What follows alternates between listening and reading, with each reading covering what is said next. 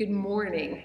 Welcome to the Peace United Church of Christ Social Justice Symposium in memory of Marilyn Scavenger. We are so glad that you are here. Today, we are going to have a great event, and we are partnering to do that with Eden Theological Seminary. And I'm going to introduce Deb Krause for you as she introduces Marilyn Scavenger, because some people actually might not know who Marilyn Scavenger is. But we are doing our social justice symposium this morning, and it is entitled Mothering the Earth. I just want to make a note here that one of our speakers, Reverend Dr. Cassandra Gould, was the person who came up with that amazing title for us this morning. So let me now introduce you to Reverend Dr. Deb Krause. I'm not going to say much about her, but I am going to tell you that she is the first woman president of Eden Theological Seminary. She's a New Testament scholar, has been the academic dean at Eden Theological Seminary, and is just a powerful presence in the work for justice in the world. And so with that, let me just introduce you to Deb Krause. Thank you, Reverend Wendy Bruner. I am delighted to have the honor to speak to the life and ministry of Reverend Dr. Marilyn L. Scavenger, as it has inspired and informed the creation of this forum and our gathering for today.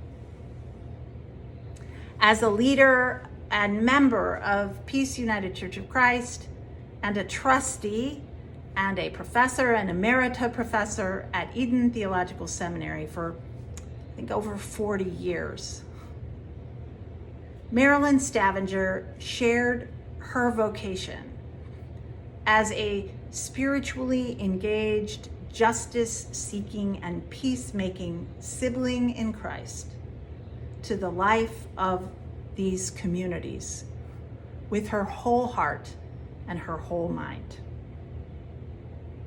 Born in Windham, Ohio, to a farming family, Marilyn nurtured her gifts of love for God's creation and their connection to God's Spirit through loving trees and flowers and tending sheep, nurturing barn kittens and befriending birds.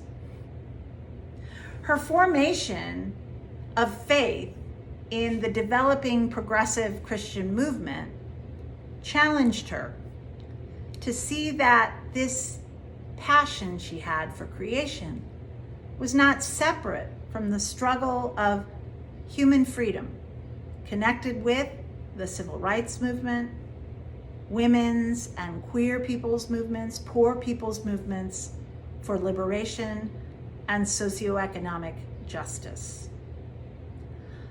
All God's creatures are to be honored with the rights to live, love, breathe, and grow.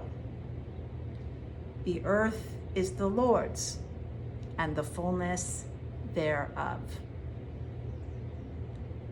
As a path-breaking pastor in the nascent United Church of Christ, Marilyn led and joined the emerging, intersecting struggles for justice as a queer woman, as a pastor, as a professor, and as a friend.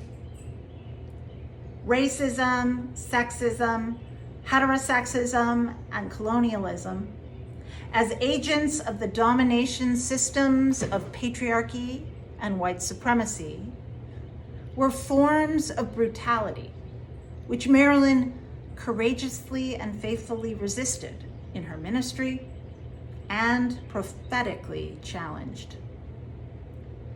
She modeled for all those in her orbit, be it at Peace UCC, Eden Seminary, or the broader United Church of Christ, an embodied, vulnerable, and deeply personal commitment to God's redemptive and reparative work for all people and the whole planet. None of this work was abstract to Marilyn. She carried it out as a matter of friendship out of deep love. A savvy negotiator of institutional transformation for justice and inclusion, Marilyn's posture toward power was always advocacy, speaking out for those who were most at risk and demanding that resources of the collective be ever more faithfully and righteously shared so that all may be able to have life and have it abundantly. Marilyn would have loved this symposium.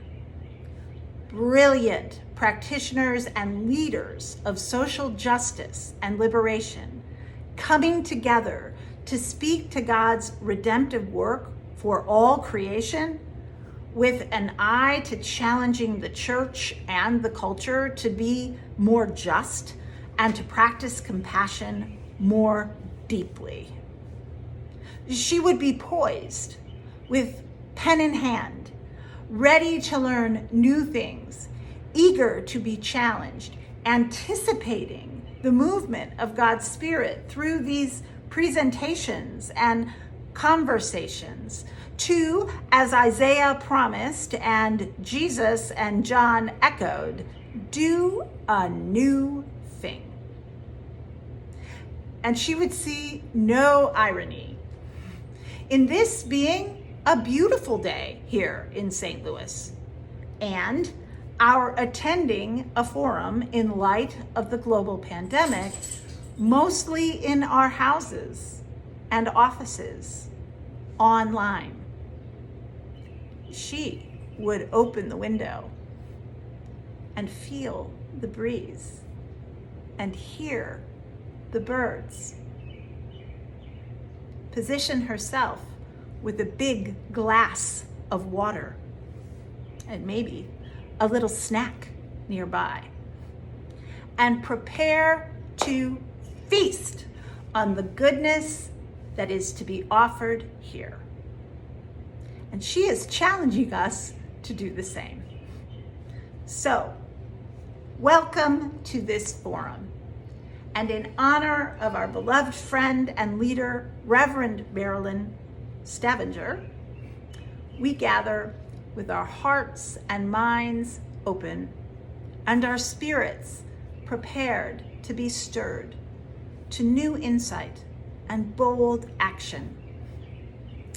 As we in our places faithfully join the redemptive and reparative love of God that is right now at work in all creation. Reverend Jim Antol is a denominational leader, climate activist, author, and public theologian. He serves as special advisor on climate justice to the General Minister and President of the United Church of Christ. Reverend Antol's book, Climate Change, Climate World, was featured on Earth Day in the Chicago Tribune in 2018 and in Christian Century magazine in 2019.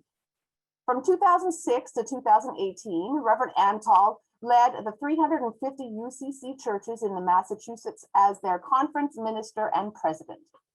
Antol is a graduate of Princeton University, Andover Newton Theological School, and Yale Divinity School, which recently honored him with the William Sloane Coffin Award for Peace and Justice in 2019.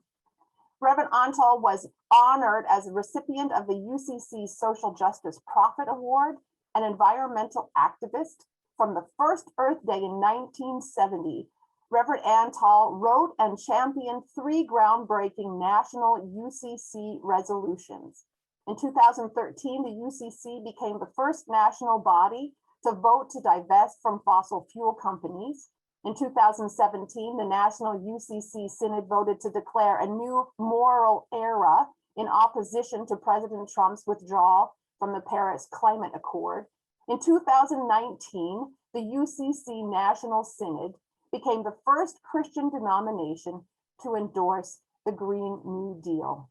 I would like to introduce to you today as our first speaker, Reverend Jim Antol. Thank you so much for being here with us. Wendy, thank you so much for that introduction. And let me express my gratitude to the co-sponsors of today's symposium, Peace United Church of Christ and Eden Seminary.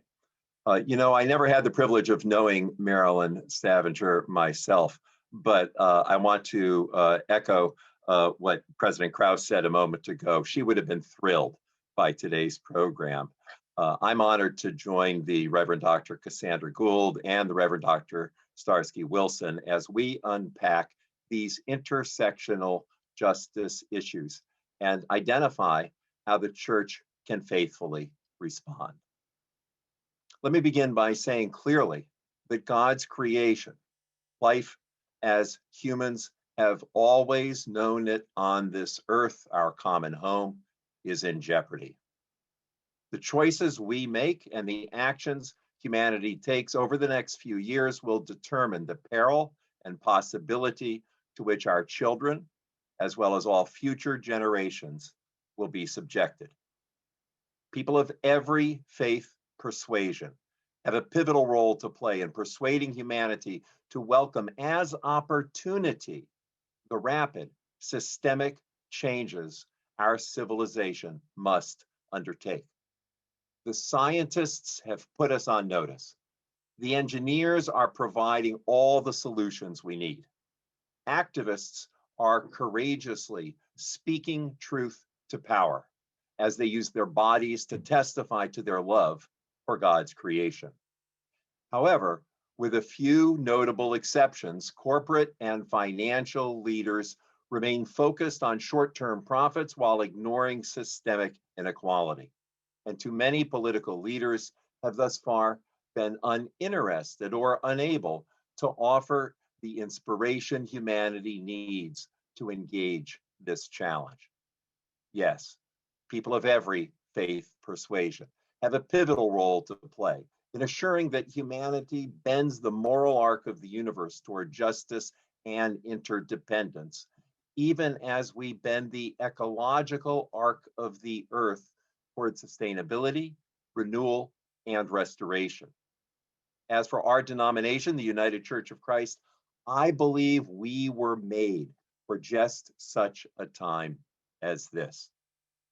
In the hope of igniting our resolve to initiate a new moral era, I will first share a few examples of the impact climate change is already having, what we can expect, and how the climate crisis intensifies all other injustices.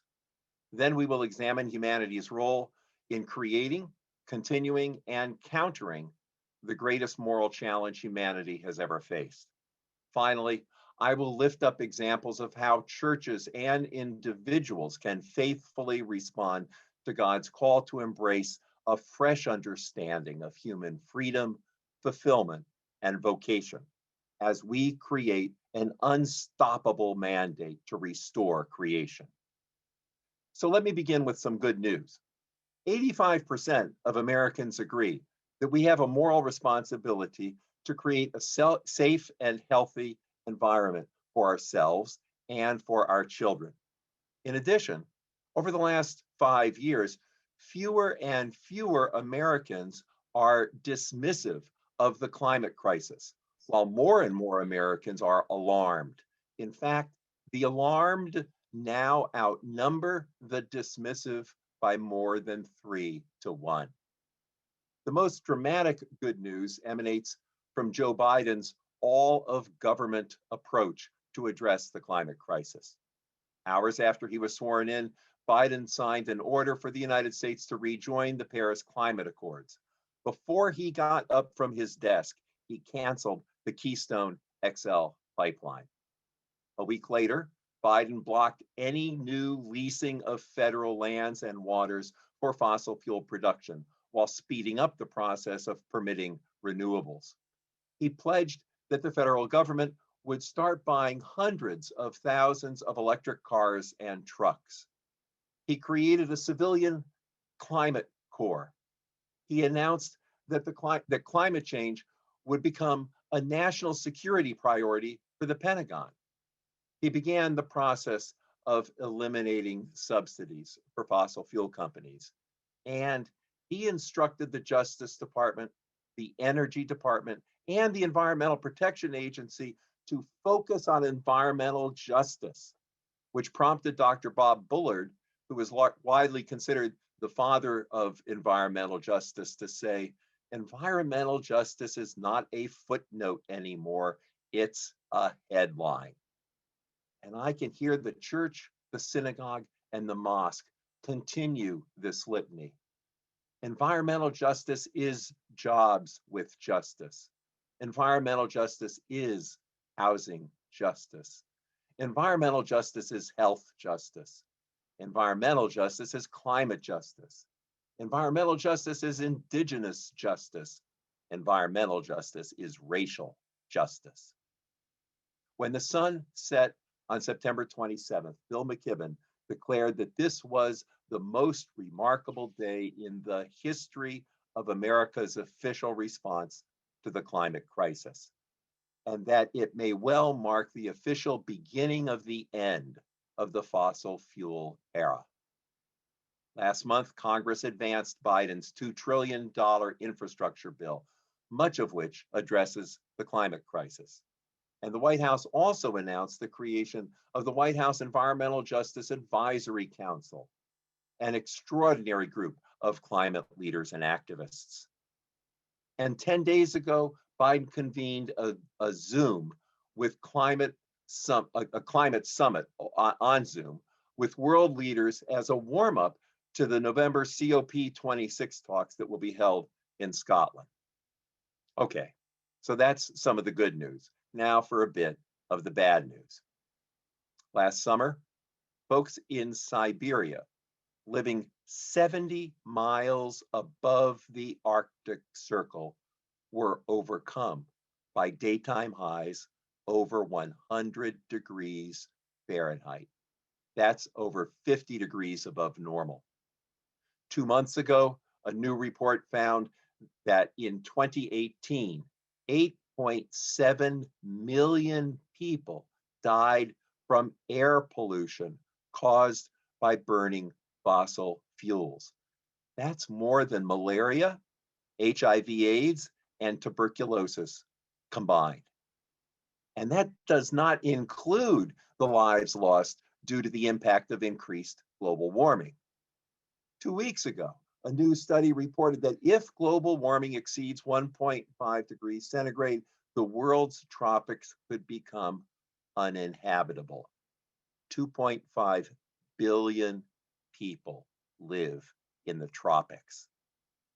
In other words, going forward, every year for the rest of your life will be one of the hottest years on record. Rather than offer more examples, let me provide some perspective. If you look back in time on Earth's climate, you'll see that it's only over the past 10,000 years, about 400 generations, that the climate has provided humanity with a stable enough pattern for people to depend upon. In fact, it's that dependable climate that has allowed humanity to settle down and to farm our own food and to live year-round in community. Thus, civilization emerges, and it depends upon a stable climate, or what I like to call the continuity of creation. But that continuity is now broken. Once the industrial era began, it took us only 7 generations to decreate the planet. Over the past 200 years, humanity has extracted and burned about half the coal, oil, and gas that nature took 150 million years to make. That's how the developed countries built the modern world. In doing so, a tiny percentage of us became unimaginably wealthy, profiting from the control over and abuse of God's creation. At the same time, a majority of people worldwide are living amidst increased inequality, poverty, hunger, homelessness, and lack of potable water. These injustices are all casualties of the unjust acquisition, extraction, distribution, and profit from the energy stored under our feet. And to address these injustices, humanity must complete the greatest transition we have ever attempted, moving from our dependency on fossil fuel to a reliance on renewable and sustainable forms of energy. And as many of you already know, we can do this. We already have all the solutions we need to undertake this transition. A group of the world's top climate scientists just issued a report indicating that by 2030, in less than 10 years, electricity from solar, wind, and water could provide all the electricity the world needs. And by 2035, renewable energy could also be the sole energy source for all the world's heating, cooling, transportation, and industry. Not only that, but as we make this transition, we can address economic and racial inequalities. And by doing so, we will reap benefits far greater than costs. So what's been holding us back? If the solutions are all available today, why haven't politicians, industry leaders, and consumers embraced these solutions? What's been keeping us from making the necessary transitions? Here, a little history is helpful. Way back in 1965, when President Johnson received the first report on global warming, he responded by saying, "The destiny of humanity and the rest of creation are intimately linked. We flourish and perish together." In 1970, the first Earth Day saw 20 million Americans take to the streets. It only took a few months for Congress to create the Environmental Protection Agency and to pass the Clean Air Act. 2 years later, Congress passed the Clean Water Act. And a year after that, Congress passed the Endangered Species Act. And President Nixon signed them all.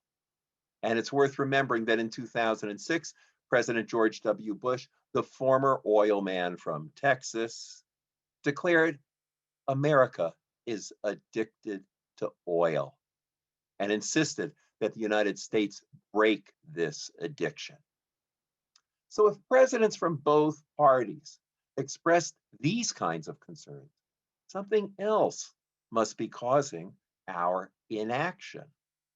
Of course, there are many factors, but the driving reason we have not broken our addiction to fossil fuel is that since their inception, fossil fuel corporations have had one and only one goal: to make the most money for their shareholders each quarter.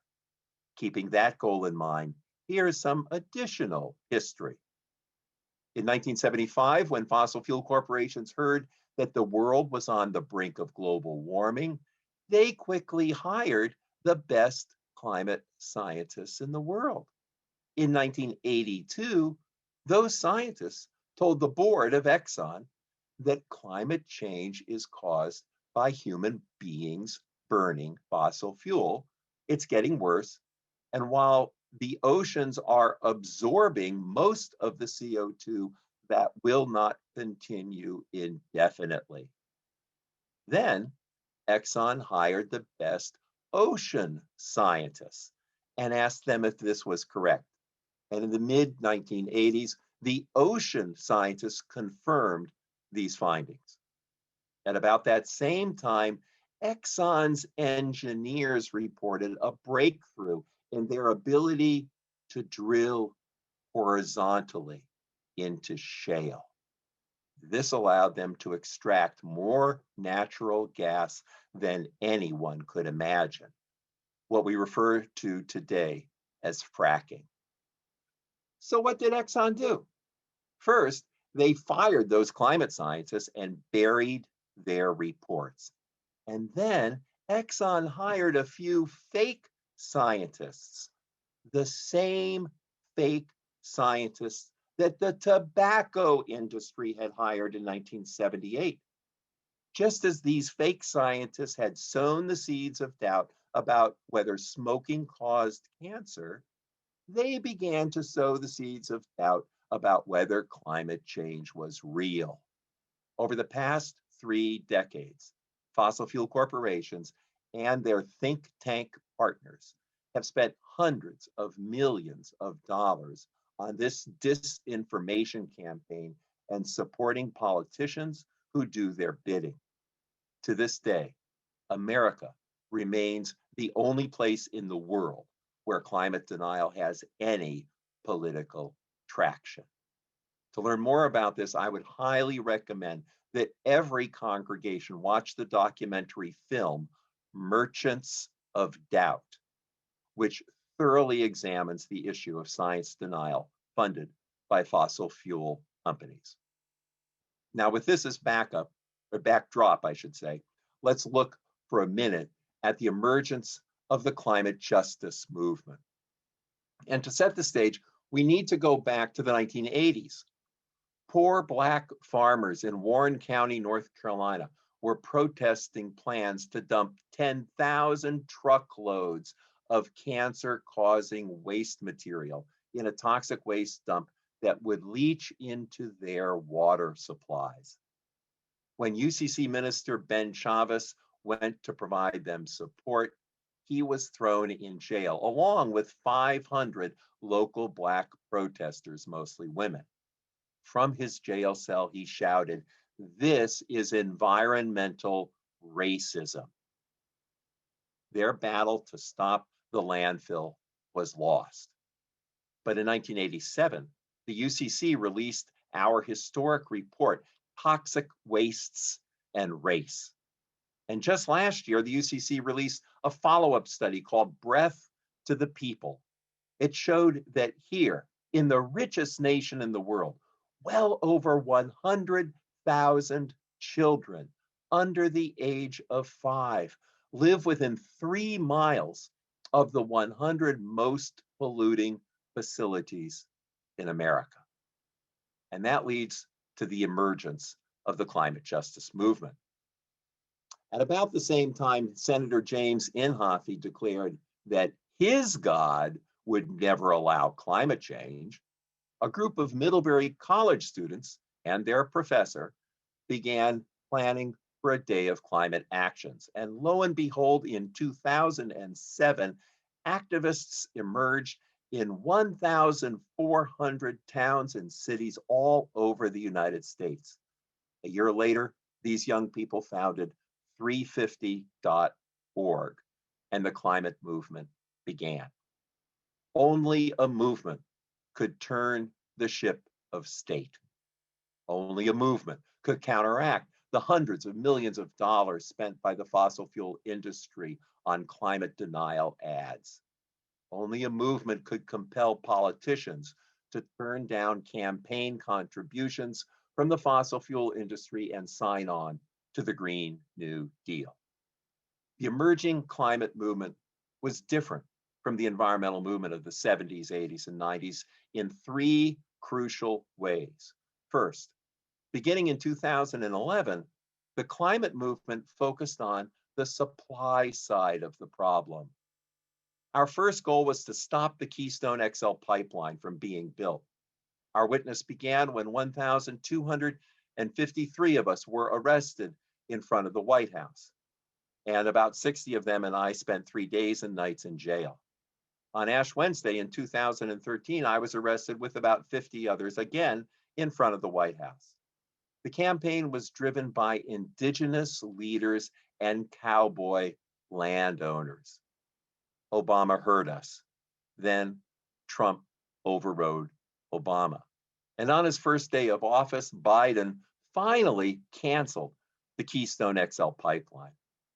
This 10-year-long struggle has prevented almost 3 billion barrels of the dirtiest crude from being extracted and burned. The Keystone campaign inspired hundreds of additional protests. Many of them succeeded in canceling countless unneeded pipelines. Some have failed. This is where faithfulness comes in. The indigenous leaders at Standing Rock inspired thousands to join them and put their bodies on the line. And faithful indigenous leaders in Minnesota are doing the same today as they protest Line 3. All of these actions are on the supply side, or as the campaign sometimes calls it, keeping it in the ground. Another supply side focus is the recent Stop the Money pipeline. This began with the divestment movement. The UCC led the way in this effort, becoming the first religious organization and the first national organization to vote to divest in July 2013. And in less than 8 years, portfolios worth over $14.5 trillion have purged their holdings of fossil fuel stocks. More recently, Jane Fonda and thousands more have pressured JP Morgan Chase, Wells Fargo, and other banks to stop lending money to fossil fuel companies so that they can build new fossil fuel infrastructure. As Bill McKibben says, money is the oxygen on which the climate crisis burns. A second quality of the climate movement is that it is an intersectional movement. Since its beginning in 2007, the climate movement has been increasingly led by people of color and indigenous people. But that's not all. Houses of worship need to recognize what the climate movement has grasped from the beginning, that every justice issue you care about, hunger, poverty, homelessness, immigration, disease, lack of access to clean water and education, these justice issues are intersectional. They are not separate and distinct from one another. And climate change is making every one of them worse. All of you know that systemic racism has been choking America for centuries. But here's how 15-year-old climate activist Alexandria Villaseñor puts it. The exploitation of Black people is the greatest extractive system of production of all time. Thanks to the Black Lives Matter movement, many churches and other houses of worship have begun to examine their white privilege and how their white privilege is secured by the guardrails of injustice, inequity, and inequality. Churches are also learning what Black, brown, and indigenous people living in America have known for generations, that they are living their lives in a public health crisis. Not only that, we're all realizing that we are no longer living on the same planet we used to call home.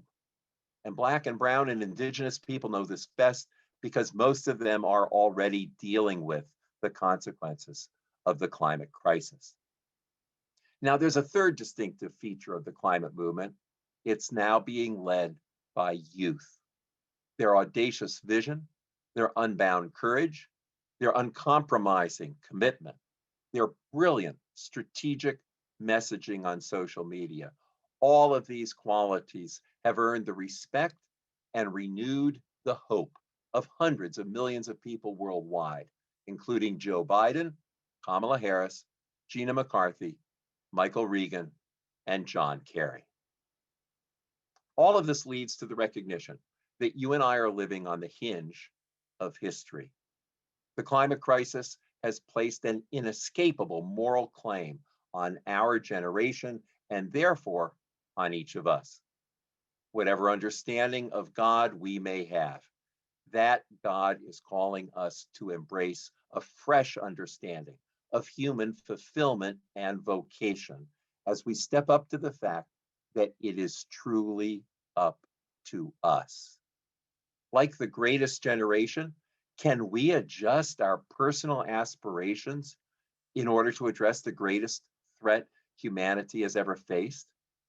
Can we exchange the dominant ethos of rugged individualism for a recognition that we're all in this together?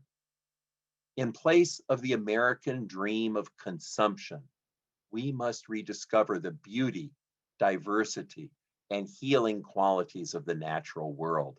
We must learn that meaning and joy derive less from self-interest, status, and prestige, and more from equality, community, vulnerability, and empathy. Thank God for the early adapters and for the individuals and organizations who are inspiring us all to hear the still small voice of God calling us to engage this challenge. When I listen to God's voice, I hear God asking us, what faith practice is necessary? What worship is necessary? What religious activism is necessary to solve the climate crisis? To begin with, we must make God's call to restore creation and advance climate justice an essential part of our identity as people of faith. Now, what does that look like? We need to make our houses of worship safe enough and relevant enough so that we can do four things quite explicitly. First, clergy need to preach on the climate emergency and also preach on the intersectionality of racial justice, economic justice, and climate justice. We need to preach as if life depends upon it, because it does. Second, we need to hear each other's testimony by creating a monthly or even a weekly opportunity during worship for a member of the congregation to bear witness by sharing an action that they or their family are taking to address the climate crisis. Third, our worship community must become a place that allows us to process our grief over the degradation of the earth we love. Doing so will allow us to recognize that the existential dread we experience can serve as a precondition of hope. And fourth, congregations need to get involved in advocating for and supporting aggressive policies to restore God's creation. Let's be clear, this is not a partisan exercise. It is right and good for the church to advocate for the restoration of creation, the elimination of racial inequity, and the transformation of economic inequality. Another action of people of faith is to roll up our sleeves and resist the building of all new fossil fuel infrastructure. This was one of the points of the 2017 resolution passed by the National Synod of the United Church of Christ. This can be most effective when multiple congregations in a town or region join together. It's often an uphill battle, but it can work. In 2020, both the Atlantic Coast Pipeline and two different proposed natural gas pipelines in New York were canceled due to resistance by creation-loving citizens. We can all support our Indigenous siblings who, since 2015, have been resisting Line 3, the proposed tar sands pipeline in northern Minnesota. Something each of us can do is to contact President Biden and tell him to stop Line 3. Go to the website, which is stopline3, that's the number 3, .org to learn how. Your congregation can join hundreds of congregations with endowments that have divested from their fossil fuel stock holding. You can also affiliate with other congregations in the region who are engaged in climate justice. You may also want to do what many UCC congregations have done, and that is to connect with or partner with or act in solidarity with a local chapter of 350.org, the Sunrise Movement, the Sierra Club, the Extinction Rebellion, or Greenpeace. And your congregation, and as your congregation engages the climate crisis, you need to tell your community that you're doing this. Write an op-ed piece for your local paper. Get an interview on local radio. Put a sign out in front of your church. And finally, in the chat or in an email that will go out to you after this session, I'll provide a link to a 2-page PDF you can download with links to an array of resources, including several enormously helpful guides for congregations to address the climate crisis put together by our National UCC Minister of Environmental Justice, the Reverend Dr. Brooks.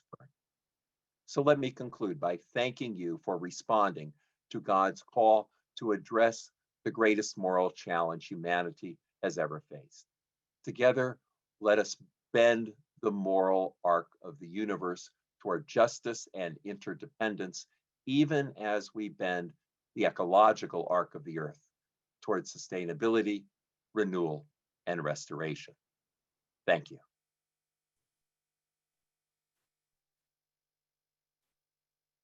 Thank you, Reverend Antol, for your words.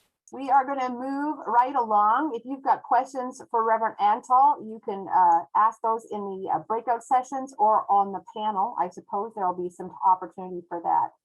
I want to introduce to you next the Reverend Dr. Cassandra Gould. She is the Executive Director of Missouri Faith Voices, a Faith in Action Federation. Faith in Action is the largest and one of the oldest faith-based organizations in the country. She works through the biblical mandate for justice through advocacy that bridges the gap between the church and the streets. Dr. Gould leads a team making an impact in communities throughout Missouri. She is a national sought-after speaker and lecturer focusing on justice, righteousness, and the prophetic witness of faith leaders to stand in the gap, speak truth to power, and develop ordinary people to advocate for their full rights as citizens. Dr. Gould is an ordained elder in the African Methodist Episcopal Church. Most recently, she served for 9 years as the senior pastor of Quinn Chapel AME Church in Jefferson City, Missouri. Her work at Quinn included the move and new building of this historic Black church in the historic Foot neighborhood of Jefferson City, establishing strong relationships with Lincoln University and the civic leadership of Jefferson City. Her collaborative leadership included being at the heart of the pain and devastation after the May 2019 tornado had a disproportionate impact on the communities around Quinn. She highlighted the needs of this community and set to meet them through giving campaigns to help people rebuild or relocate, through setting up a giving store within the fellowship hall of the church, and through connection with organizations around the country who came in to serve those least able to recover. Her 2020 work to ensure every Missourian is counted in the census and that every vote matters has called her to take a leave from the pulpit ministry and to be fully present in the public square during this crucial time in America. She is the tri-chair for the Cole County Census Complete Count Committee. She is an alumna of Southern Illinois University at Edwardsville and Columbia College. Reverend Dr. Gould holds an MDiv, Master of Divinity from Eden Seminary, and a Doctor of Ministry from United Theological Seminary. She lives out her dissertation, Beyond the Walls, the Power of Prophetic Preaching. Dr. Gould serves on several faith, civic, and justice-minded boards. She resides in Jefferson City and is the Religious Affairs Director for the State Conference of NAACP and the Faith Co-Chair for Jobs with Justice State Board. Cassandra Gould is a friend and colleague, and I am so grateful that you are here today to speak with us. I'll let you take it away, Cassandra. Thank you, classmate, for that very generous introduction.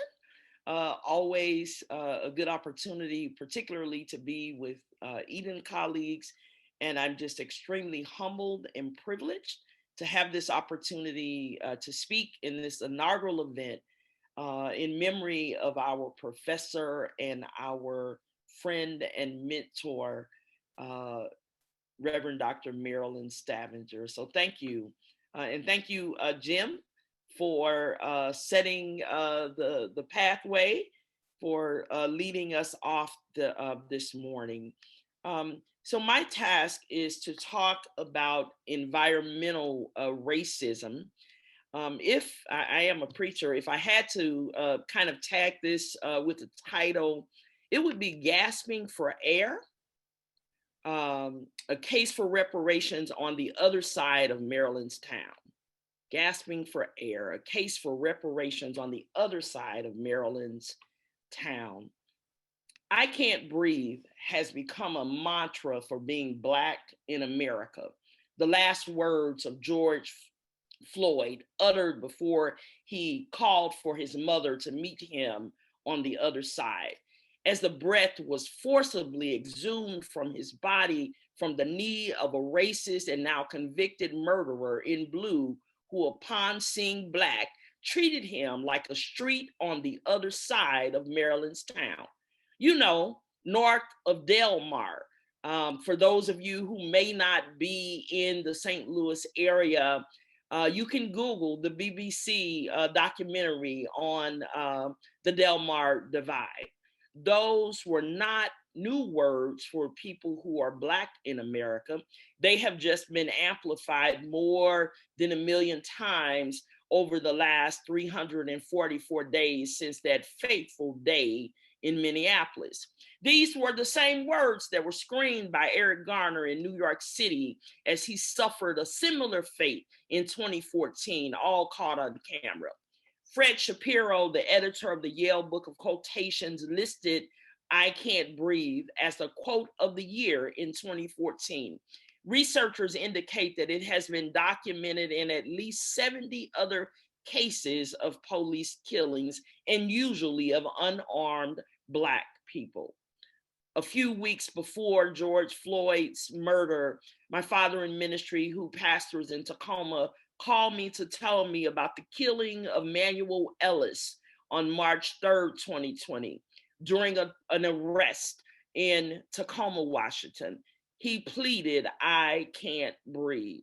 Time won't permit me to name all of the other invisible cases and ignored pleas of Black bodies gasping for air in zip codes on the other side of Maryland's town and in zip codes across America, where the very air that we breathe has not been treated equally.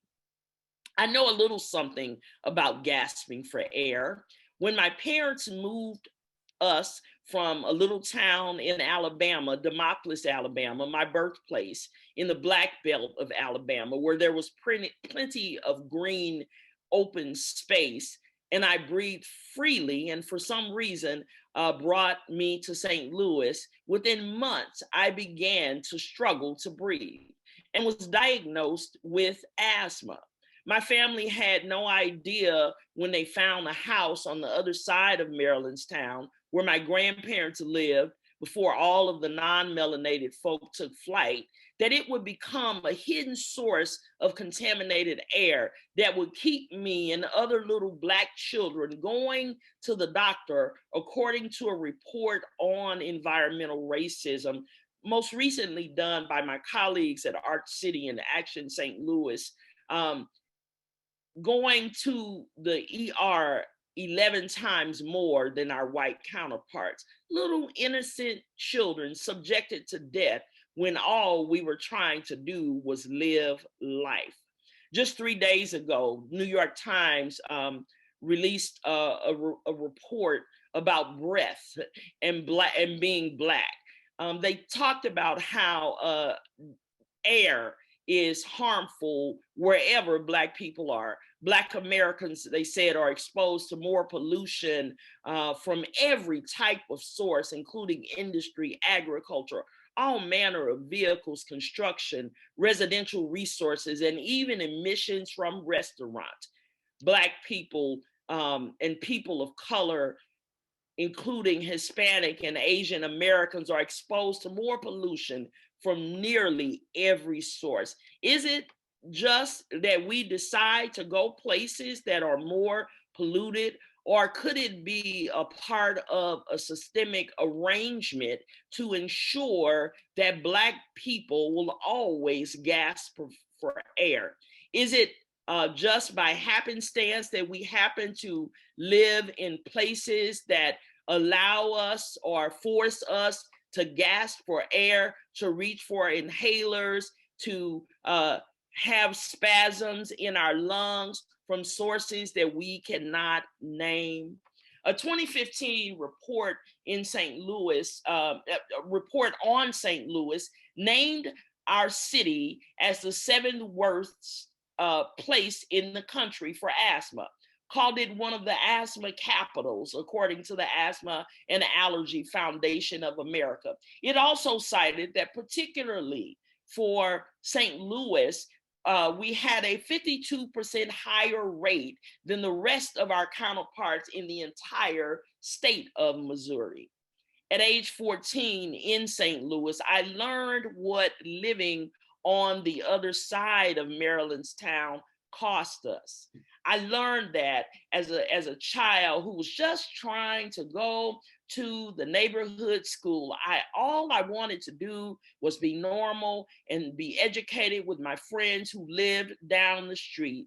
I talked my parents out of making me put that uniform on and go to Rosada Kane and begged them if I could just go to the neighborhood school, which was Beaumont High School. And my parents, they gave in. I convinced them that I would do well wherever I was and they wouldn't have to worry. I would go to college, but I didn't want to be labeled by my friends as an outsider. I just wanted to fit in with everybody else. And I remember the day, if I think hard enough, and it was a long time ago, I could actually probably tell you what I was wearing that day. But we go into the school, both parents took off from work and we go to register. And while we are registering, and I'm so excited that I'm going to be at school with my friends, and a voice comes out, and it happened to be the principal who recognized my mother's voice and was a friend of hers. And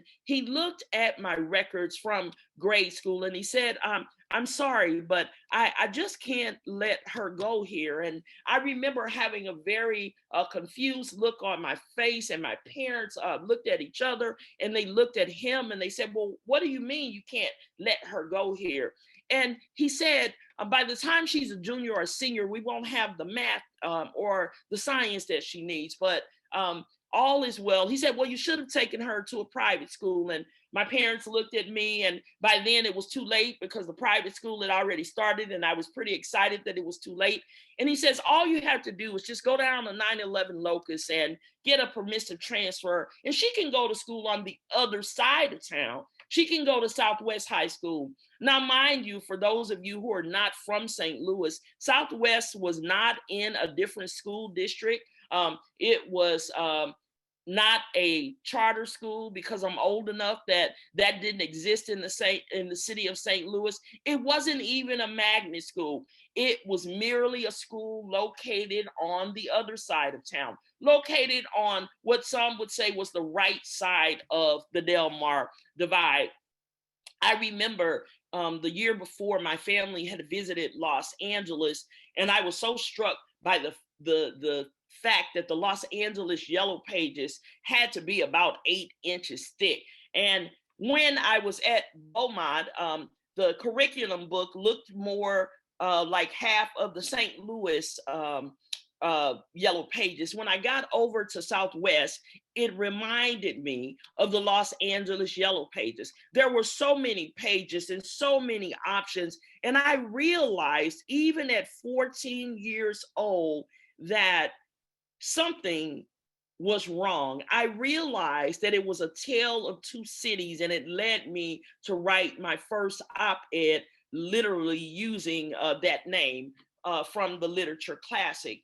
This is not disconnected from what we are talking about. See, environmental racism only gets to exist because racism and this fraudulent notion of white supremacy has been allowed to exist for far too long. Far too long have we been dealing with this. For far too long have little children who look like me been gasping for air on the other side of Maryland's town. In the Bible, when I was doing a word study, and when I looked at the Isaiah text around repairing the breach, and it talked about that there were only breaches because there had been a force of many who had come in and in a violent manner.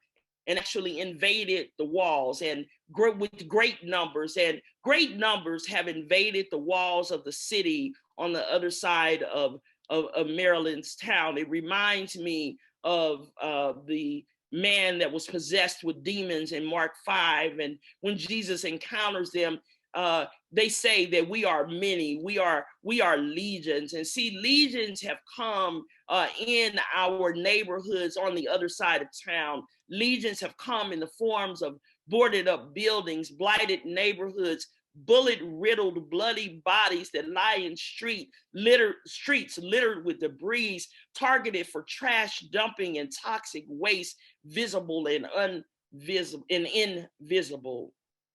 Marilyn, Dr. Stavenger worked so that all of God's children could be treated equally, because after all, we were created equally. But on the other side of her town, that has not been the reality. And the other side of Maryland's town is not just in St. Louis, but in towns across America.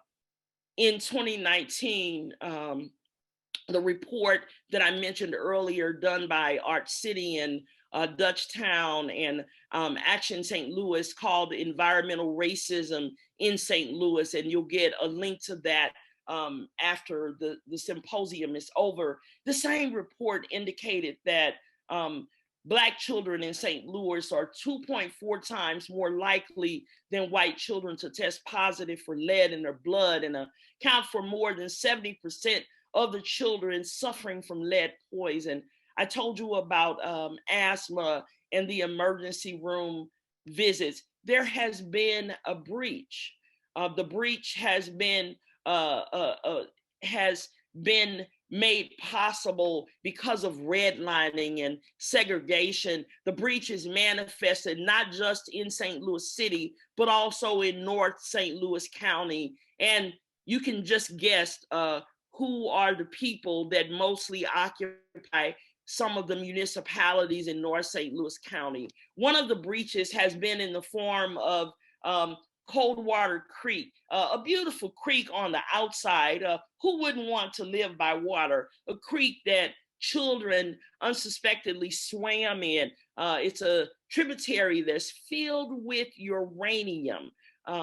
It runs through several mostly Black municipalities. It runs through Berkeley, 82% Black. It runs through Old Jamestown, which is more than 75% Black. It runs through Blackjack, which is 81% Black. It runs through Spanish Lake, which is 55% Black. How did this happen? It happened because of a 1942 military investment of toxicity into the water, where people who look like me would later be forced out to live. People would be moved from housing projects and literally shuttled, sequestered into some of these communities. It has been going on for more than 7 decades. 8,700 tons of radioactive barium sulfate. And you'll have to Google that to find out how bad that is. During July to October of 1973, they came in and they mixed this residue with 39,000 tons of topsoil and dumped it in at Westlake landfill in Bridgeton, a few miles away. You can refer to a report called Something's Burning. Of the 46 sites across the country that have this kind of toxic waste, St. Louis and St. Louis County is the largest, both in terms of acreage and the quantity of radioactive waste material. We're gasping for air because our communities have been used as toxic waste dumps.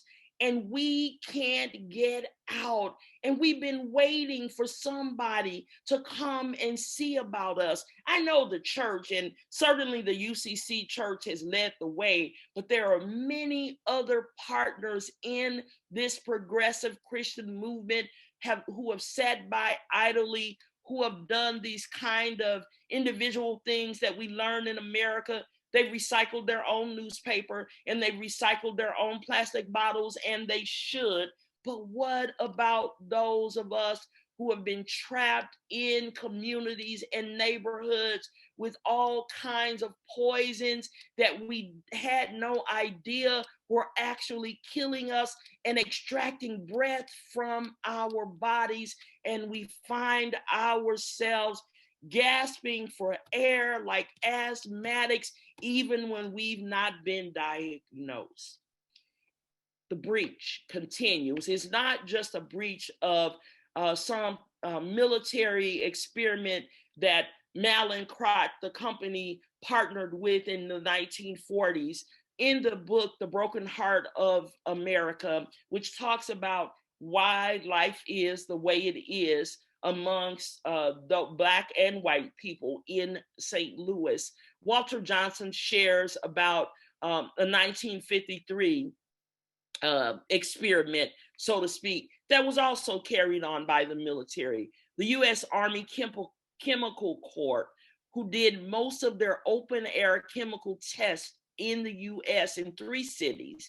But of course, most of them were done in St. Louis. Something about St. Louis that just makes people want to come and dump on us, particularly on the other side of town. 163 densely populated poor actions in a town where people were subjected to greater police surveillance. Guess which side of town people were subjected to greater police surveillance? You don't have to Google that. You don't have to research it. You can figure that out for yourself, that more than likely it was not in Webster Groves. It was on the other side of Maryland's town. They continued this in 1963, this time doing radiological tests in the famed and failed Pruitt-Igoe housing experiment in segregation and sequestering poor Black folks. This is just a minute look into how and what some of the breaches have been, the breaches that have been state sanctioned, that have preyed upon the life and the livelihood of brown and Black bodies. And then in my grandmother's neighborhood, where I was gasping for air, there was this big employer, one of the biggest employers in St. Louis, called Carter Carburetor, up on Grand, ironically right next to the Boys and Girls Club that my brothers and later my son would be a member of, play in the yard and play on teams. Carter Carburetor closed in 1984, but the building sat for 30 years emitting toxicity into the air right next to the Boys and Girls Club, where most of the children looked like me, children who suffered from various kinds of things, often with no idea of where they came from. My son was recalling most recently in a conversation with me, having not one, but 2 teammates who played right there next to Carter Carburetor, who had these mysterious brain, one had some kind of brain activity that they couldn't figure out where it was coming from, and the other one had some rare form of cancer that started in his brain. I am not saying that it came from being next to Carter Carburetor, but I am saying that there is a correlation to toxic waste sites and the placement of Black bodies. I'm saying that there's a correlation between toxic waste, bad actors, those who actually sit in a room, look at city maps and decide whether in 1940, 1950, 1970, 1980, or even today, where toxicity will be released. There is a correlation to that and the zip codes in which Black people find themselves. Carter Carburetor was later cleaned up, and finally the building has been taken down. The EPA, just to give you an example, because I'm not an expert in this either, they said that the PCB that was in the soil, the toxicity that was in the soil, is the normal rate is 50 parts per million. But Carter Carburetor had levels that were as high as 858 parts per million. Not 50, but 858, all while sitting there as a source of death for children, for families who lived, worked, and played in the community. One of the reports that I referred to earlier talked about of the city's 5 wards with the highest rates of illness in children from lead poisoning, that 4 of them in 2017 were Black. Many of the negative health impacts cited in these various reports relate to substandard housing, the proximity to vacant properties and industrial sites. A quarter of the vacant properties, Kayla Reed shared this in an interview after the report, that a quarter of the vacant properties in St. Louis are located in 3 neighborhoods: the Wells Goodfellow neighborhood, the Jeff Vanderloo neighborhood, and the Greaterville neighborhood, whose populations are at least 97% Black based on the last census information. We, the church, has to decide, what is our role? Will we be those who are like 5 o'clock reporters? You know, the 5 o'clock reporter. The 5 o'clock reporter basically tells you everything that has happened since the time you got up and went to work and the time that you got off. Will we be those who talked about the fact that it was sunny at noon and now the sun has gone down? Or will we actually be the ones to envision what a new heaven and a new earth, more importantly, looks like? Will we be the ones who actually decide that we will no longer sit silently while people beyond our walls, the walls of our neighborhood and the walls of our church, are gasping for air? Do we really have to wait for more research reports? We don't need to wait until it's safe to go back into our buildings before we start to act. And I am so grateful to be connected to the UCC Church through Eden Seminary in the ways in which the UCC Church has led. But I just want to say that church collectively and collaboratively, we have work to do. We have work to do, maybe not in our backyard, but in the backyard across town. The church has for too long offered thoughts and prayers and impotent theological responses while some of the children of God were gasping for air. The church can no longer be mourners and pallbearers at funerals. We are called to dismantle, disrupt, and even model what it means to repair and to restore. It is a case for reparations for the church. Not only does the government, the EPA, Malincrot, Carter Carburetor, and other bad landlords owe the community, the church is also on the hook for not just repairing, but restoring the breach that has occurred on the other side of town and on the other side of towns across America. The church is on the hook for reparations. When I have an asthma attack, or when I start to gasp for air as an indicator that an attack is imminent, I have a rescue inhaler that I use.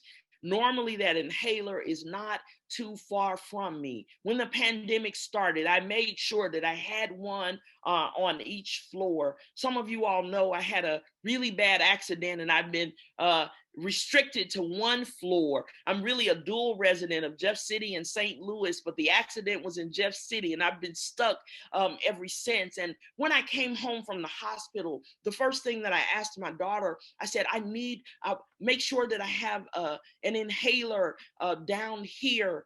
And because I didn't want to lose my breath, the rescue inhaler acts in case of an emergency. It is actually used to avoid a situation from getting worse. 2 puffs in 2 minutes, and I can usually get some relief. By the same token, when people are lost or trapped by a natural disaster or some anthropos-induced tragedy, a team is assembled, a rescue team, and they know that their job is to go in and rescue people while they still can, while they are still living, before they lose all of the breath in their bodies. Now, these teams, there's a lot of thought put into who's on the team. There's a lot of calculations made because it is known that the teams are also putting themselves at risk because they're going into dangerous situations, trying to get other people out of danger. If it takes too long, the rescue mission turns into a recovery mission. You know, if it takes too long, like after generations of redlining, being guinea pigs, being exposed to radium and uranium, like in Coldwater Creek, having trash dumped in your yard, it becomes a recovery mission because all they expect to find is bodies. And in the rare case where someone has been trapped for an extended amount of time without food, water, or appropriate air, they are the exceptions because they made it out. In America, we continue to push this fraudulent notion of Black exceptionalism because you didn't expect most of us to make it out, and the church has sat by in silence watching this and only going in and after the fact and having visual over Black bodies. The church has been doing, in general, recovery operations too long. We've been food pantrying, praying, and thinking folk who were trapped inside of systems waiting on someone to rescue them.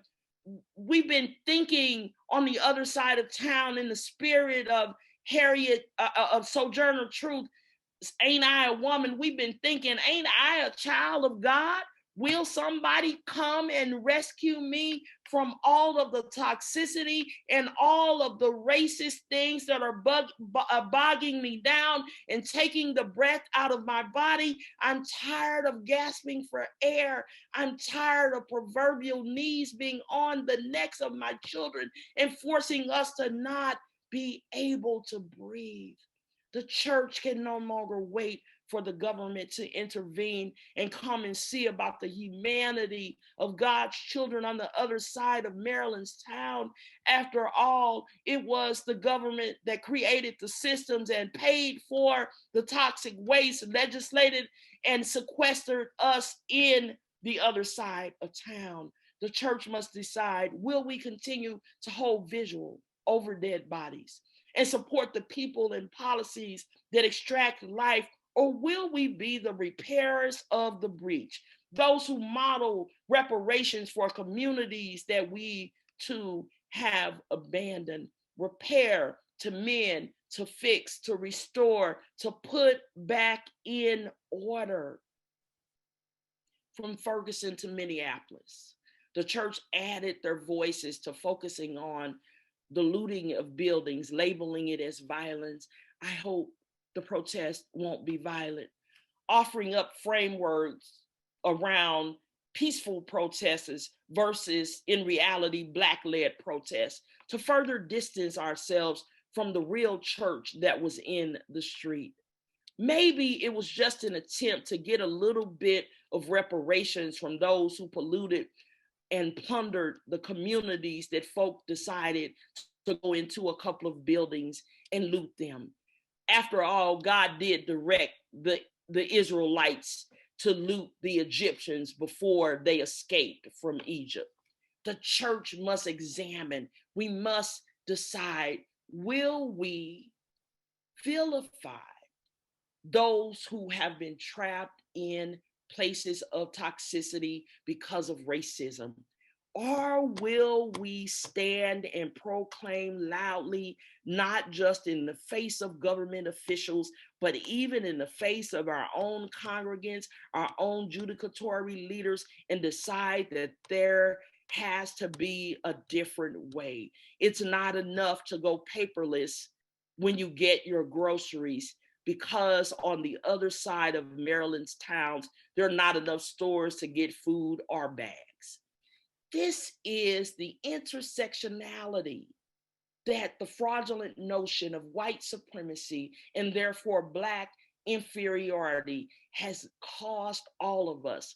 And it is the job of the church to wrestle with it. It is the job of the church to go and put God's people and God's communities back into the condition that they were in when God designed us in God's mind, to put us back into the conditions that they were in when white people lived in the community. Our beloved Walter Brueggemann reminds us that the prophet engages in futuring fantasy.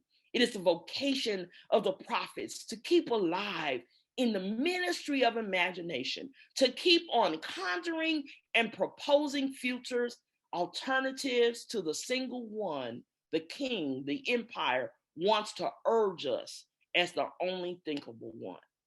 We have settled on it being the way it is.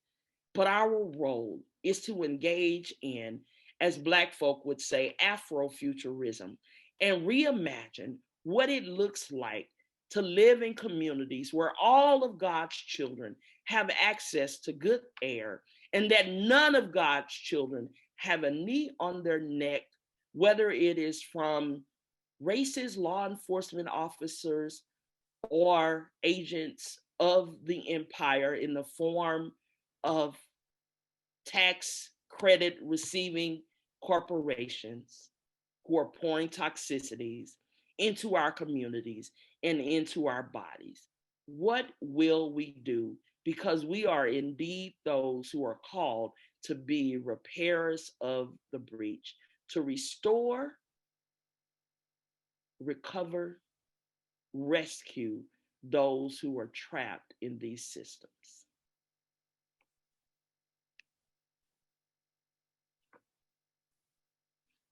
Woo!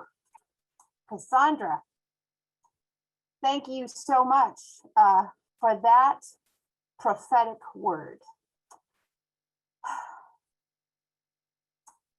You'll have a chance to ask Cassandra some questions too, I suppose, as we move along. Our next and last speaker for this part of the morning is the Reverend Dr. Starsky Wilson. He is the president and CEO of the Children's Defense Fund. Dr. Wilson is a pastor, philanthropist, and activist pursuing God's vision of community marked by justice, peace, and love. He is board chair for the National Committee for Responsive Philanthropy, NCRP, and vice chair of the Forum for Theological Exploration, FTE. Previously, Dr. Wilson served as president and CEO of Deaconess Foundation, thanks be to God, a faith-based grant-making organization supporting a movement for child well-being in St. Louis through philanthropy, advocacy, and organizing for racial equity and public policy change. Under Dr. Wilson's leadership, Deaconess constructed and established the Deaconess Center for Child Wellbeing, a 21,000 square foot community action tank. Each year, more than 15,000 citizens engage the center to build power for children and families. Alongside its capacity building support for nonprofits, the foundation sponsors a network of congregation-based Children's Defense Fund Freedom Schools. From 2008 through 2018, Dr. Wilson pastored St. John's Church, the Beloved Community, an interracial inner-city congregation related to the United Church of Christ. There he led activism on myriad issues while more than quadrupling worship attendance and annual giving. To expand the church's witness, he established the Beloved Community Conference, resourcing social justice ministries and Sojourner's Truth, celebration of preaching women. After the police killing of Michael Brown Jr., with Dr. Wilson's leadership, the church hosted the hashtag Black Lives Matter Freedom Ride to Ferguson and served as the welcome center for the hashtag Ferguson October. In service of community healing, he co-chaired the Ferguson Commission. In 2015, they released the Forward Through Ferguson, A Path Toward Racial Equity report, calling for sweeping changes in policing, the courts, child well-being, and economic mobility. In addition to the NCRP and FTE, Starsky serves boards for the Samuel DeWitt Proctor Conference, Sojourners, grant makers for effective organizations in St. Louis Children's Hospital. He is an advisor to the Democracy Fund. Dr. Wilson earned a bachelor's degree in political science from Xavier University of Louisiana, a Master of Divinity from Eden Theological Seminary, and the Doctor of Ministry from Duke University. For his public theology, he was awarded Doctor of Public Service and Doctor of Divinity degrees honoris causa by St. Louis University and Eden Theological Seminary. A member of Kappa Alpha Psi Fraternity, Inc. and Sigma Pi Phi Fraternity, Dr. Wilson is married to Dr. Latoya Smith Wilson, a dentist for St. Louis Children's Hospital. They are raising 4 children together. Marilyn Scavenger is the person who brought Starsky Wilson and I together a number of years ago. I am so grateful, Starsky, that you are here. Friend, mentor, and pastor. Welcome. Thank you so much, Pastor Bruner, for the opportunity to be with you. Thank you to the leaders, servants, guides, members, disciples of Peace United Church of Christ. Thank you to my teacher, my dean, and my president, Dr. Deb Krause. Thank you, Reverend Antol. My God, thank you, my sister, Reverend Dr. Cassandra Gould, for the inspiration, for the sermon notes, and for all the sermons I'm gonna preach out of that. Thank you very much. I give you credit right now.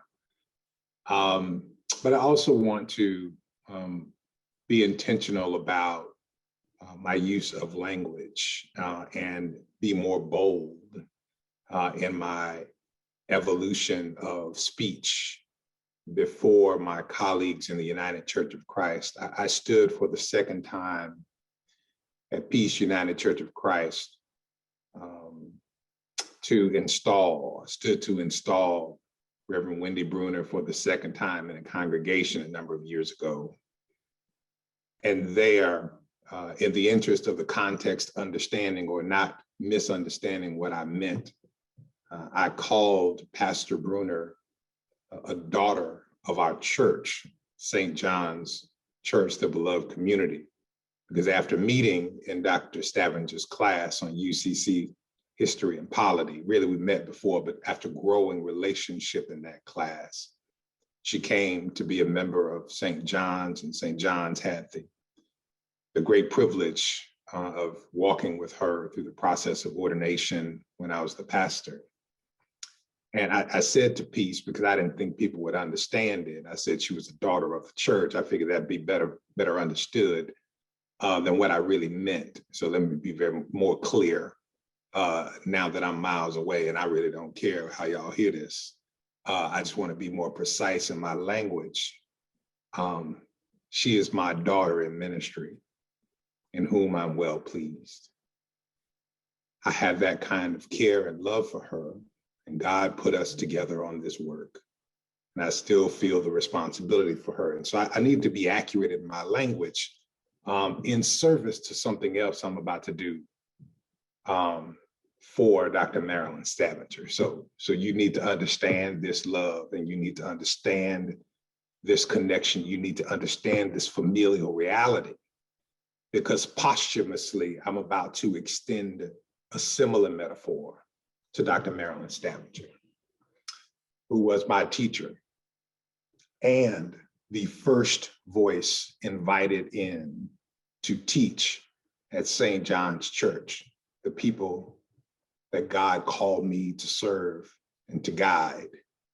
And hers was the first voice trusted, the first voice I knew they needed to hear outside of my own to lead us on the path of discipleship. And so in the spirit of the theme, mothering the earth, and the stated commitment of my time with you, they shall inherit the earth, justice for Maryland's children. I am, so you understand what's going on, about to engage in a posthumous, subversive induction of Dr. Marilyn Scavenger into the tradition of motherhood in the Black church. Now I've got room for this. I'm not just making stuff up. Sometimes I make stuff up. I'm not making stuff up today.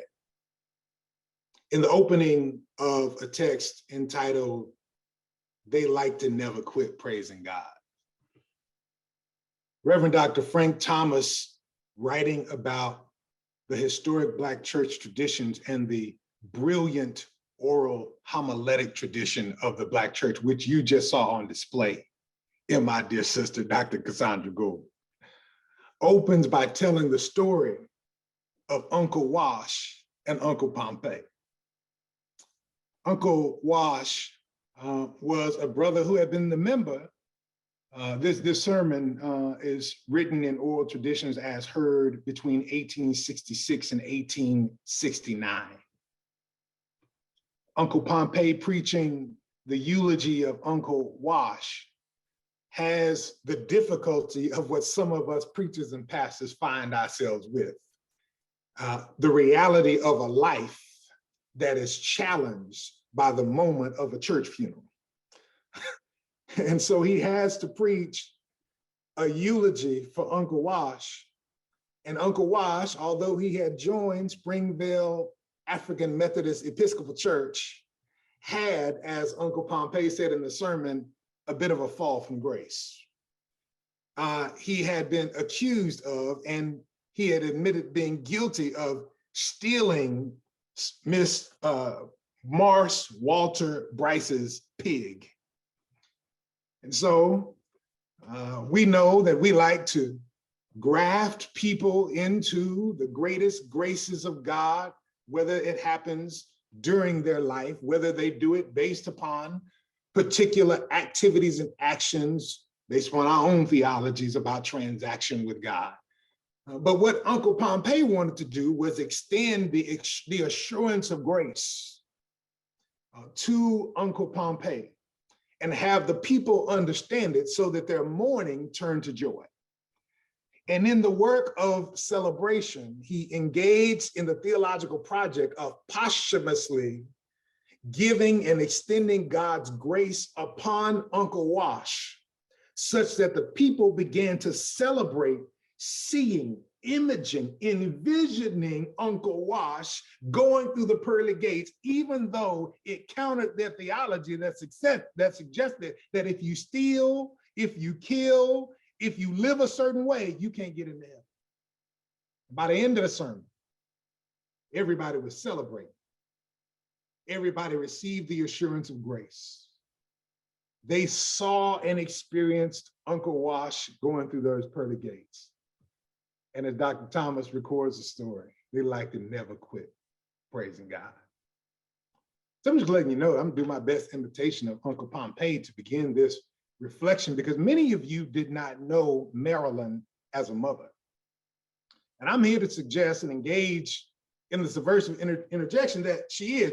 But in order to do this, I have to help you to understand how we understand mothers in the Black church traditions. And so let me tell you about mothers of the church. And we don't do anything in the Black church tradition without scripture. So we ground this in something. And so I'm going to go over here. I'm going to walk over here to Paul. I know that Dr. Krause taught me well that Paul is problematic, and part of what I'm going to read is problematic. But I'm going to read Paul's instruction to Titus about mothers, about older women, in which we may ground our understanding of the mothers of the church. Just for the record, I'm going to go from the mothers of the church to the mothers of the movement to talk about this concept of communal parenting so that we can then talk about Marilyn's children. I'm going somewhere, so just hang with me for a minute. Here in Titus chapter 2, in Titus 2, we hear likewise, tell the older women to be reverent in their behavior, not to be slanderers or slaves to drink. They are to teach what is good so that they may encourage the young women to love their husbands, to love their children. Some of this is problematic, to be self-controlled, chaste, good managers of the household, kind, being submissive to their husbands. A lot of this is problematic, so that the word of God may not be discredited. We find a grounding for the deportment of elder women in our context, in the context of our tradition, in this, and we have grafted it into not just the scripture, but into how we live and work. This is most significantly and prominently seen in the Church of God in Christ, who have an official role in the life of the church called church mother.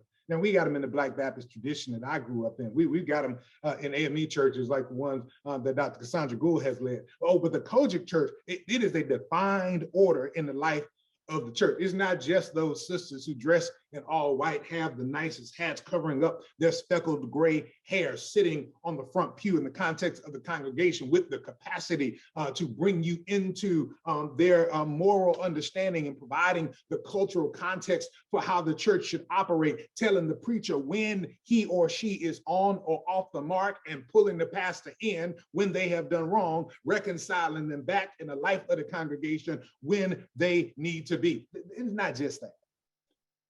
A dear sister by the name of Melanie Bryant Hurst in 2019 laid out for us 5 criteria to select a church mother.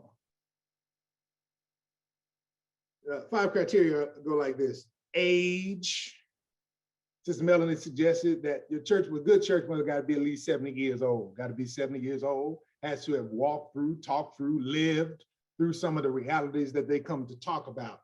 Second, good church mother must know hymns and spirituals. Very specifically, she must know clearly at least 15 hymns and spirituals that she can call forth and lead the congregation in. Can't be a church mother if you don't know hymns and spirituals. We're not talking about gospel songs, we ain't talking about contemporary, we're talking about hymns and spirituals. Third criteria for church mothers, this may be the most important, church candy. Yep, church candy.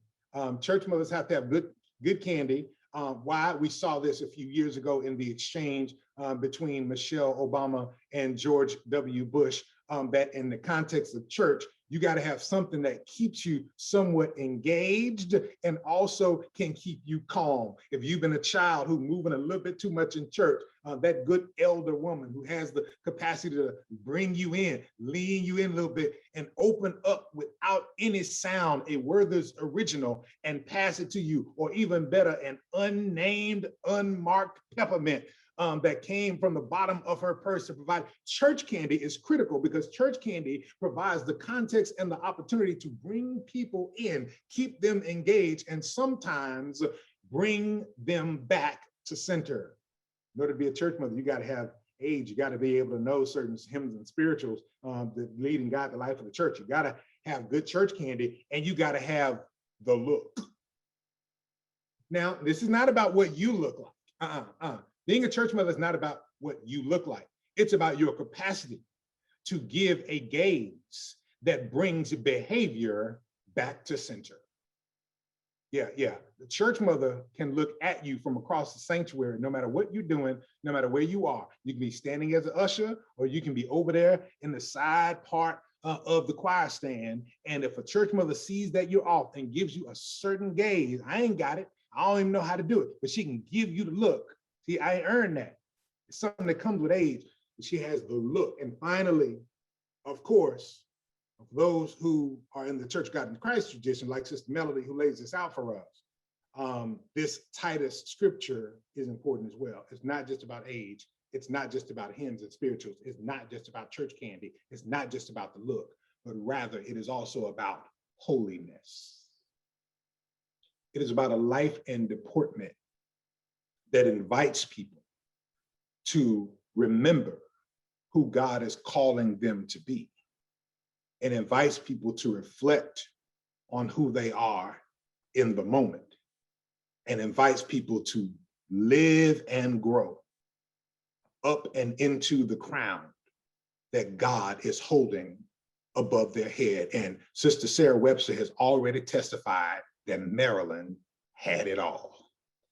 So we here gathered, I told y'all I'm ordained and I have standing in the United Church of Christ. I was originally ordained in the Baptist tradition. The Baptist tradition, as long as you have a set of ordained ministers, you can call a council. And when you call a council, you have the capacity to ordain on behalf of the church. And so Sister Webster has already given me a witness, and I know that we have ordained ministers in the context, and we have called forth the criteria for a church mother. I believe that we've got all that we need in this moment, in this collective Zoom gathering, in order to lay hands posthumously upon the head of Marilyn Scavenger. It has been so moved by the Reverend Dr. Cassandra Gould that Dr. Marilyn Scavenger be received and grafted into the tradition of church mothers, even posthumously. And having had all the witnesses gathered and having an appropriate council confirmed, I hereby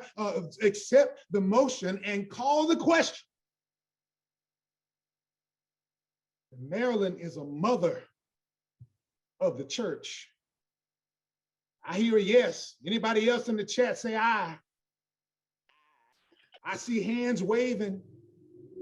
Marilyn is a mother in our tradition. Marilyn is a mother of the church. Marilyn is a mother of movements within the church, and joins that great cloud of witnesses who are mothers of our movements. As we prepare servant leader interns to go forth and serve in freedom schools across the country, like the ones at Peace UCC and St. John's and Christ the King and Deaconess Center for Child Wellbeing in the St. Louis area, we teach them about mothers of the movement. And so we teach those young people who come to serve young people in your context about Rosa Parks and about Ella Josephine Baker and about Septima Clark and about Diane Nash and about Dorothy Height and about Paulie Murray and about Mamie Till Mobley. We teach them about Claudette Colvin, and we teach them about Coretta Scott King. And now, although she wouldn't have done it in her lifetime, she wouldn't have done it in the term of her own leadership, I'm teaching them also about Marian Wright Edelman as one of those mothers of the movement. Mothers of the church and mothers of the movement exemplify and remind us of the biblical and ethical principle of communal parenting, rooted in the promise of progeny. That there are no children that belong to individuals who biologically have produced and sent them forth. Rather, children reflect the promise of community, the promise of progeny, and because these mothers have sought not to care for only their own children, but rather to care for all of ours, whether they had them biologically or not, they model for us the ministry of parenting communally, collectively, and in some cases ecclesiastically, in order that all children might be well. In short, all children are all our children. This is the core message and ministry that mothers like Marilyn are teaching each and every one of us. They are our collective legacy. They are our collective progeny. They are our only hope for the future. They are, I know you didn't know her as a mother, they are Marilyn's children and ours. And they shall inherit the earth, or whatever we leave on. The fifth verse of the fifth chapter of Matthew, you hear another construction.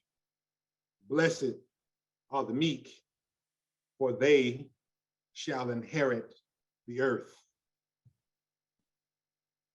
In that third verse of the Sermon on the Mount, those Beatitudes where Jesus is laying out blessings in this most powerful sermon ever that will be, we're invited to understand that those who find themselves in the meekness of the margins are those who are honored to receive the inheritance that God has for all.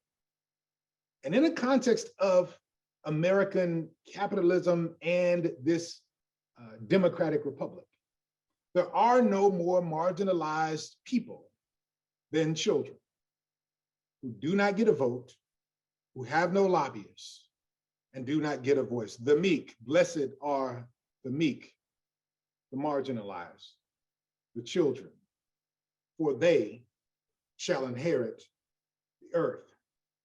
And so we have a responsibility to parent, to care for, to protect these, our children, to receive the gifts of space and place which this earth offers. We must care for them now so that they might inherit the earth. So we must know a bit more. And I have to say this. I told you I grew up in the Baptist church.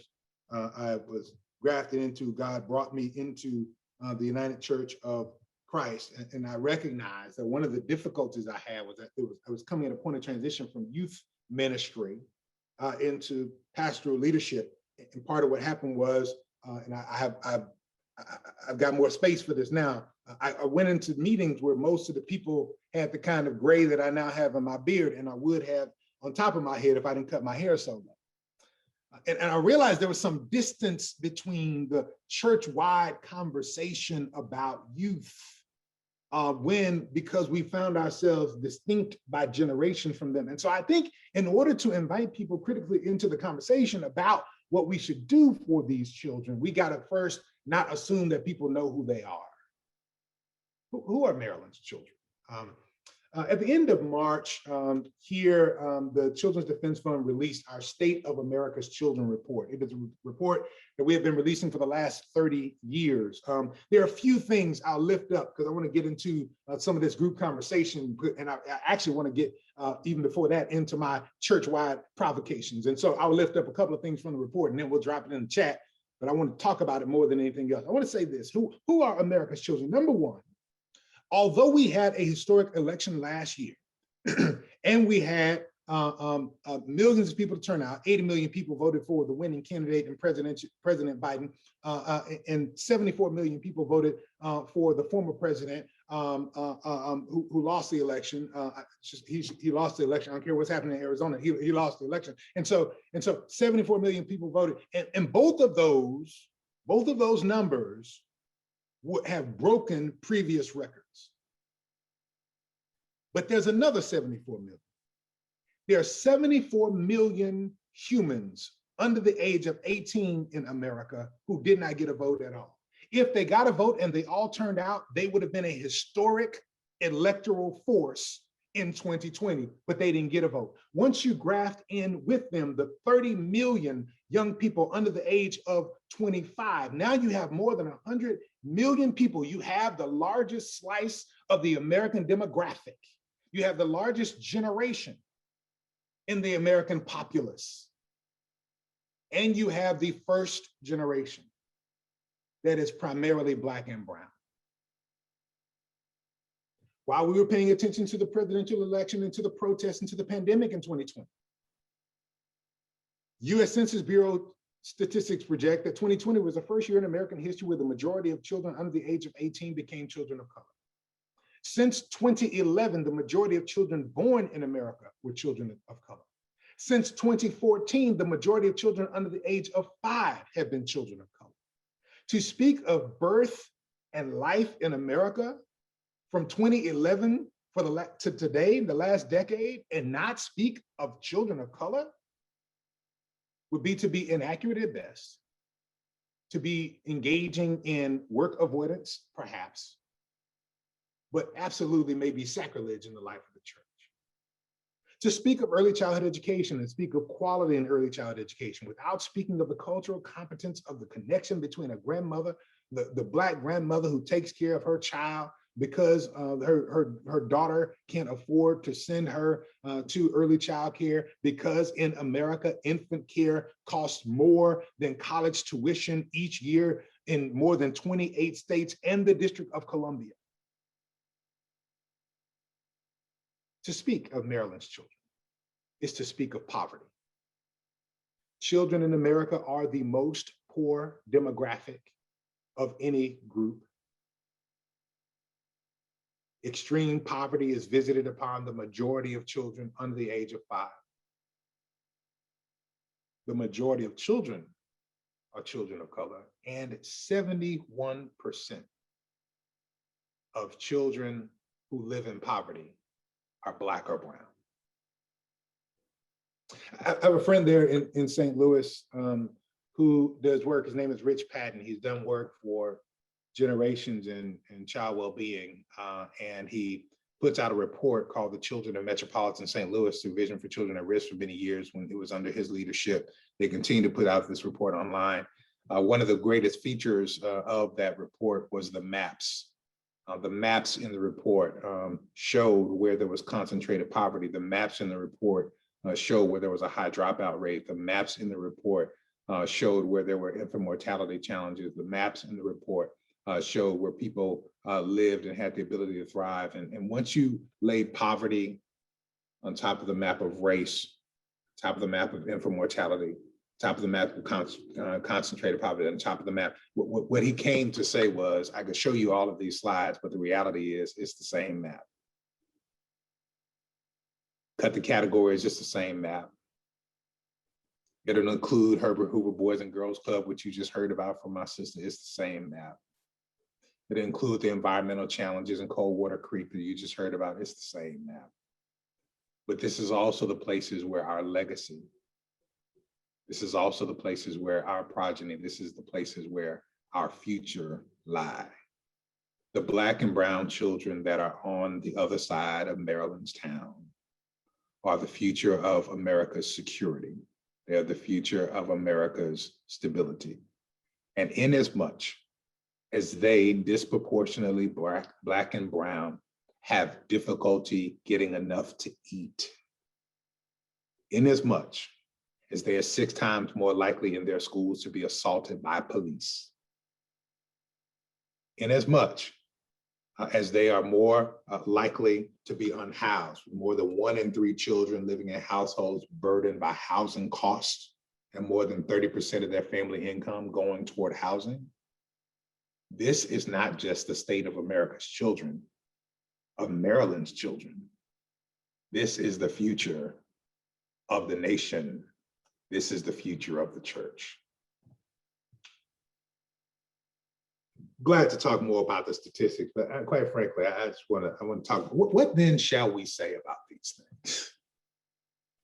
What then shall we do for Maryland's children? This is the question that ought to come up every time we lose an elder, every time we lose a parent in community. The question ought to come up, what then shall we do for their children?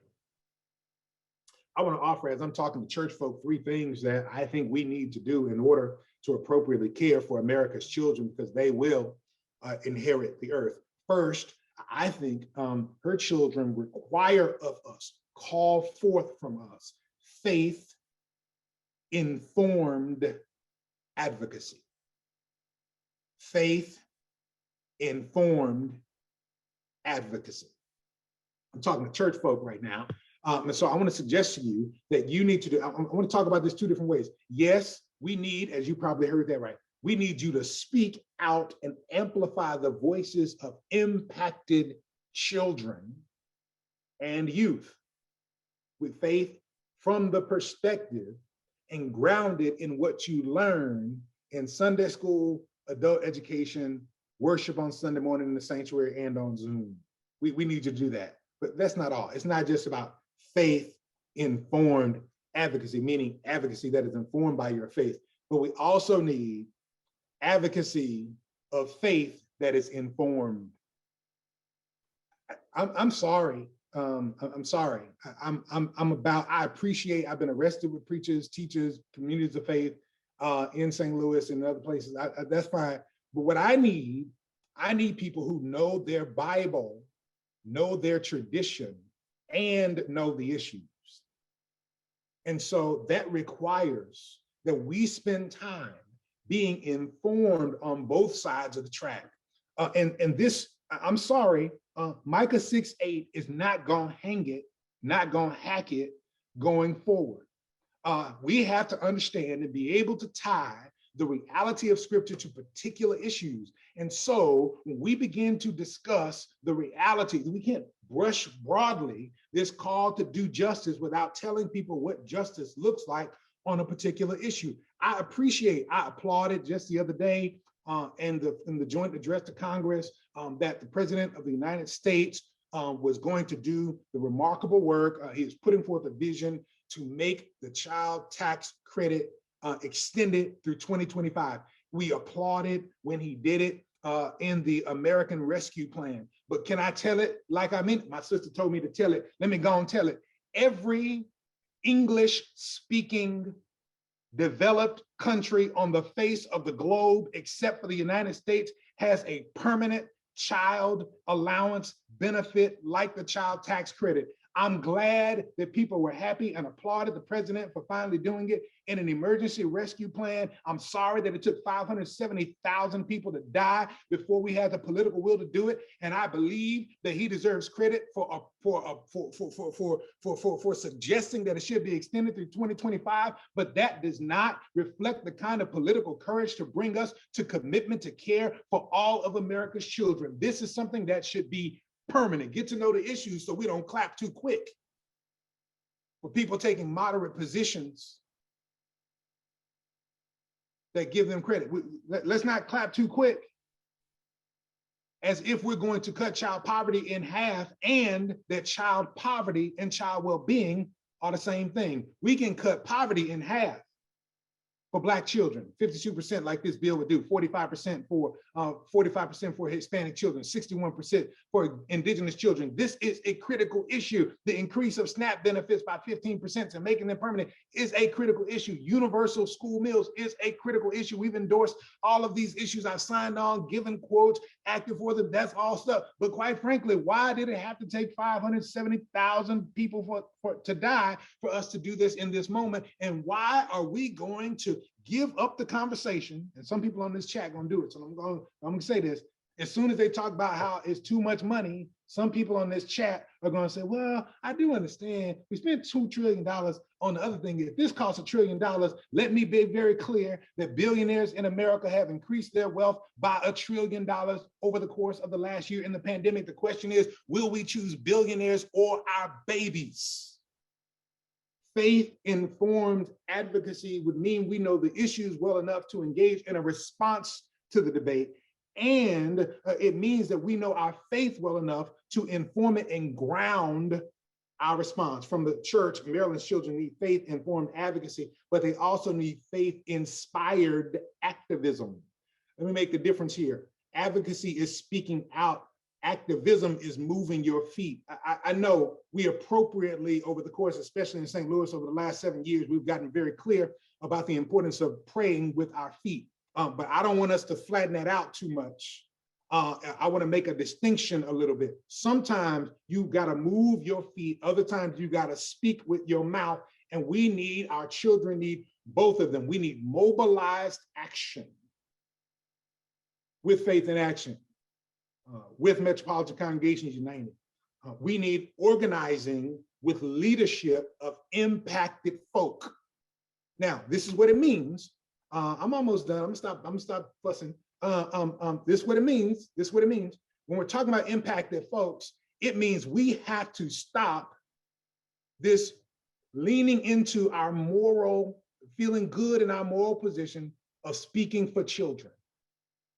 I know, you think I just conflicted what I said before. No. When I said advocacy, I said we need to amplify the voices. When I say activism, I mean that we can move in ways that they can't move, but we should not move. Good organizing, Reverend Gould will tell you this, Reverend Gert will tell you this, good organizing starts with people who are impacted. And they get the lead, they get to lead, they have the moral authority. And so when we're talking about children's issues, this actually means we have to affirm the agency and the voices of children, and they get to speak. I done said something. We like and we feel good about speaking for them, but we don't give them the space to speak. I want to hear Marilyn's children say speak to Biden and speak to Booker and speak to Blunt and speak to Bennett and speak to Brown. All of these people who are speaking up for the child tax credit, I'm with them. I'm on the calls with them, but I want to hear the children. And then I want to follow them. This requires us to invest in organizing with and for children. It's not lost on me that it was when I heard Dr. Adams in the St. Louis Public Schools talk about why he shifted his position on out of school suspensions. And when we found out that St. Louis led Missouri and Missouri led the nation in out of school suspension for Black and brown children, he talked about seeing the embodiment of children, young people organized by Metropolitan Congregations United coming into his office and acting out the experience in the classroom. The embodiment and the affirmation of children and youth is what changed the superintendent's mind in the school district that had the most striking disparity for out-of-school suspension of Black and brown children. If we affirm the agency and empowerment of our children, and then we move on their behalf, following their lead, we will get to transformation. What then shall we do? We shall engage in faith-informed advocacy. We shall engage in faith-inspired activism, but this has to be grounded in something. And this is I'm just sprinkling. Somebody's gonna help me with this if I keep sprinkling. My predecessor, the founder, the mother of this movement, that is the Children's Defense Fund, Marian Wright Edelman, says that her theory of change, her logic model for life, is the parable of the sower. So she's gonna go everywhere planting seeds. She'll need a real organized, she'll need a social work school and a logic model. She'll go plant seeds. I'm about to plant some seeds in this theological soil that is Eden Seminary and Peace United Church of Christ. In order for us to effectively and faithfully live out faith-informed advocacy and faith-inspired activism, we need a child-centered theology. What am I saying? We need more than children's ministry in our congregations. We need more than child advocacy ministry. And I've got some resources, some colleagues of ours, Shannon Daly Harris, with this wonderful book on child advocacy ministry. A dear friend, Eileen Linder, on this book. We'll put them in the chat on child advocacy ministry. Great resources, but we need to go further than theology that tells us what to do. We need to dig deep into what does God, who is God as it relates to children? How does God engage and mobilize and move in the life of children? And so this, I want to suggest there are two elements we need. Number one, we need a theology of child well-being. I'm inspired by this book by my dear friend Patrick Reyes, The Purpose Gap, just released in March. Check it out, get it, because he talks about what it means and speaks from a youth perspective about what it means to empower young people of color to thrive, to have meaning, and to thrive. And so I want people to pick this up. I want you to live it out, because he talks about how you can do this work. And he moves on this continuum, right? What does it mean to live well? Not to live, most of the time when we talk about children, we talk about public policy, we're trying to keep bad stuff from happening to them. Abuse and neglect, tables and conversation. Child welfare and child protection, tables and conversation. But not painting a picture of what it means for children to flourish and thrive. I invite us to develop theology and conversation with Matt Bloom's work on human flourishing from Notre Dame. I invite us to work with people like Dr. Ramesh Redgavan at the McSilver Institute at NYU, formerly at the Brown School of Social Work in Washington University, where he talks about the developing theory of child well-being, and put that in conversation and complement it with a theology that gives us something to work toward with our children that is more than getting them socialized to the church tradition. We need a theology of child well-being, but we also need, very explicitly, we need a liberation theology of children. Not for them, of them. We have done this critical work and we have some of the formative resources, but I want to suggest that this begins not in theological schools only, not in divinity schools explicitly, not in churches, except churches like Peace. Why churches like Peace? Because the liberation theology has begun with the situation in life of those who are liberated, and those scholars in your freedom school are the place that a liberation theology of children begins. Listening to their voices, hearing their agency, knowing what they believe about God and what they believe God is calling them to, and hearing what they believe about these systems. This will help us to inform a liberation, a freedom theology. Let me stop using these churchified words and use words that other folk understand. This will help us understand how to respond to the cries of children who speak in the language of the Amistad to give us free. We need a freedom theology for the 74 million whole humans who don't get to vote. We need a freedom theology for the 74 million whole humans who didn't get a lobbyist. We need a freedom theology for the 74 million whole individuals who don't get to speak up in our church meetings, whose delegations go unfulfilled in our conference councils because we can't find enough of them who want to come. Or we don't have relationships with them so that they are so connected to us that they would come even if they didn't know the agenda. I'm done. I want to talk in the chat. I want to talk in the breakout room. But I want to make sure we don't leave this reality, this ministry, and this model of what Marilyn gives to us. Marilyn gives to us a ministry of mothering all our children, because all children are all our children. Marilyn gives to us a model and a ministry to care for our progeny and their inheritance, which is the space and place of the earth. And Marilyn gives to us some memories.